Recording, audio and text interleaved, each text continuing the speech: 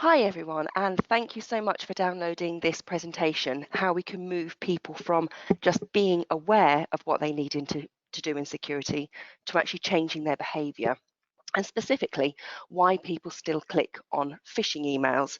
So my name's Sarah James and I'm Managing Director at Layer 8. Layer 8 is a business that I set up 5 years ago along with a couple of colleagues, and we're really interested in how we can create stronger businesses through their people having proactive, secure behaviours. I want to start with a little story, and I'm going to take us way back to the late 90s in my first job as a security awareness administrator. And there's a day that I remember really vividly, even now. And it's because the whole security team was rushing around going crazy. They were in a mad panic because there'd been a big breach, you see. Someone had clicked in a link in an email. Malicious software was embedded in it, and of course, back then with fewer defences, the virus had run wildfire right across the network. My job as the junior was to work out whether this particular gentleman had completed his e-learning, and whether we had told him to be aware of phishing emails. My analysis was yes, of course he had done the training. Not only had he done the training, but he'd taken it less than 48 hours before this whole series of unfortunate events. And in fact, in the wash up, when we spoke to him, he said, I did think that email looked a bit funny.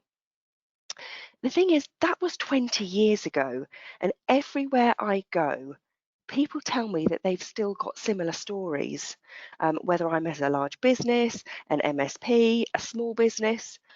And sometimes we can feel like we're stuck in this perpetual loop of telling people what to do, telling them about the new risks and threats, but not seeing a change in behaviour. So I ask this question a lot. Why are we stuck?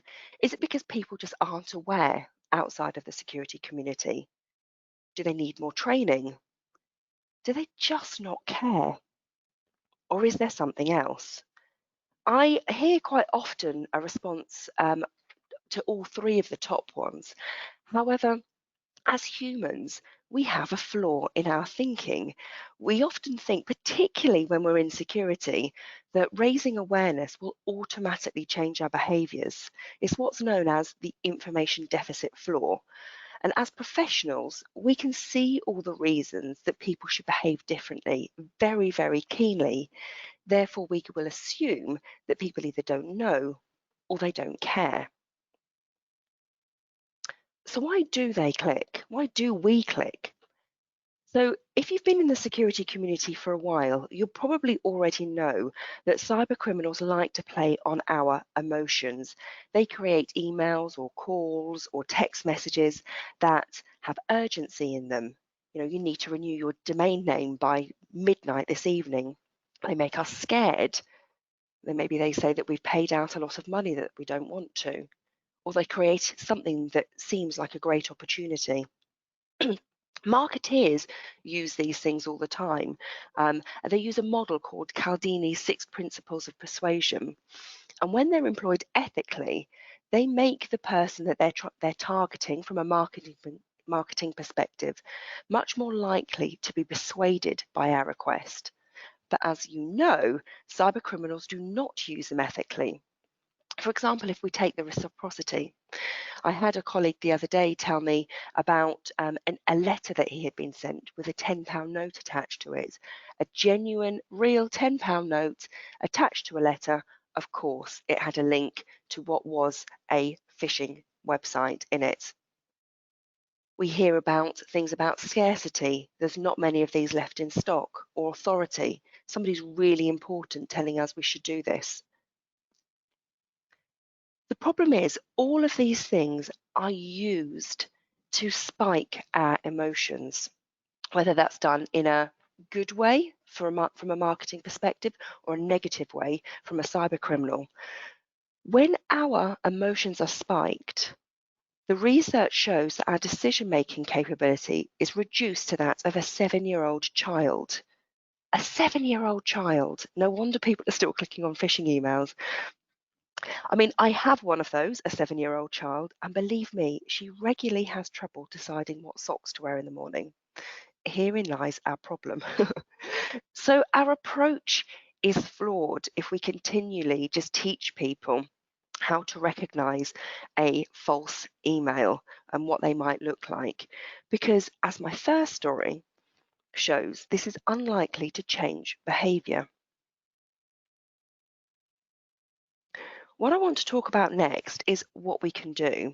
And in this presentation, I'm going to talk to you in the context of phishing, but these principles are true for any change of behavior, both within security and outside of security. So if you think about the last time that you had to change behavior, perhaps you challenged yourself to do dry January one year, or go on a diet, or increase your exercise regime. Now, I bet that you didn't just read the policy from Public Health England, or look at a poster, or see a 2-minute film and suddenly change your behaviour for a lifetime. No. And that's because change is multifaceted. We need to have all of these things on the screen now coming at us over and over again to change our behaviour. First of all, we need to know that we should do something. We need to have the knowledge that we should be changing our behaviour. We need to have the desire and really want to do it, to be motivated to make the change happen. We need the skills. Sometimes we just don't have the skills to make a change. I had somebody come to me the other day and said, I know that when I delete an app, I need to delete my personal information along with it, but I just don't know how to do that. Some of these things can seem quite simple to us. People need to think that it's worthwhile and be optimistic about it. That's quite difficult in security if you say to people, we need to change all of our passwords to make them unique. Do people really know that if they take 2 hours to change all of their passwords, they're actually going to get something very tangible and immediate back for it? We need to make things easy for people and facilitate the change. I mean, if we look at this again in the context of health, and we say people may know that they need to change their eating habits. They may want to do it because they can see the results in terms of what they look like, in terms of their appearance. Do they have the skills to do it? Are they able to cook the right foods? Do they have the time? The optimism, as I've said, is quite an easy one when we talk about health, because we can really quite plainly see what the results of our efforts are going to be. That's less easy in security. Stimulation and reinforcement are why things like Weight Watchers and the other groups work very, very well, because you've got people with you patting you on the back, saying well done, helping you along. Much easier than somebody at home saying to you, come on, just have a glass of wine. One chocolate bar won't matter.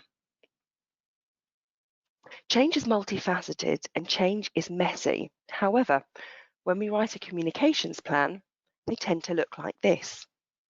They're in a straight line, they're linear. We say we're going to tell people A, B, C, D, and E, and we'll automatically change behaviour at the end.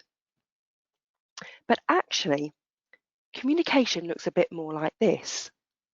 It's a massive weave of stories and emotions, conversations, reinforcing statements, glimpses of what works, people contradicting each other, discussing it and understanding what things mean to you.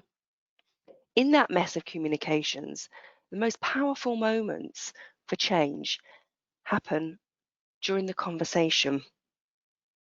Conversation is the most powerful catalyst for change. And when we drop conversations from our security awareness toolsets, we sometimes lose our ability to change people's behaviour.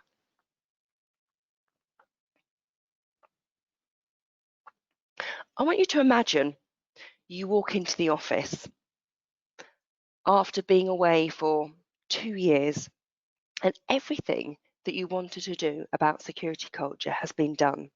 People are behaving and doing things the way that you always wanted. Imagine you walk in on that first day and your manager talks to you about security. You get some induction and annual training where people talk about security. You hear people talking about a phishing email that came into the boss but was narrowly avoided. A colleague helps you to decipher whether an email is genuine. You then see some stories in the company newsletter about recent high-profile hacks and data breaches.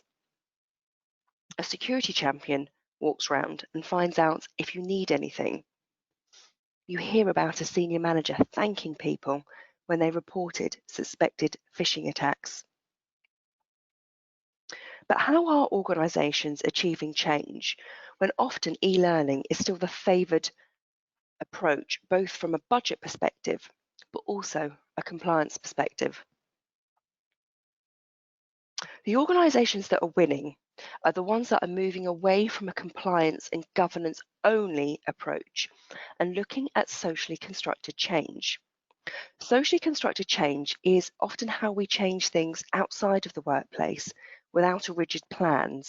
And these are the changes that are really long lasting and radical. Socially constructed change is how we change through our normal human activity, things that we do day to day. And people create meaning through the interactions that they have with others. If you're interested in more detail about what socially constructed change and learning in detail about the frameworks that we've created to facilitate socially constructed change in businesses, then please get in touch. Here's my email, my LinkedIn, and my Twitter. Thank you very much.